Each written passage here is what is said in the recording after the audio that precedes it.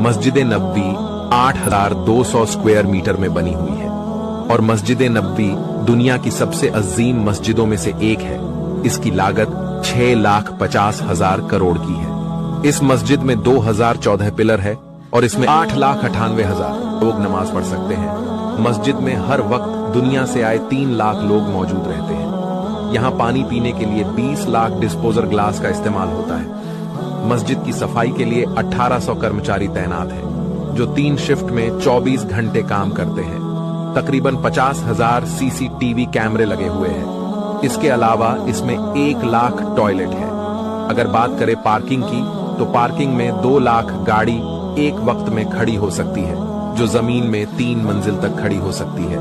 यहाँ दुनिया के सबसे बड़े छाते लगे हैं, जो धूप में खुद खुलते हैं और बंद हो जाते हैं। अनगिनत AC लगे हुए हैं, जो कोना कोना ठंडा करती हैं।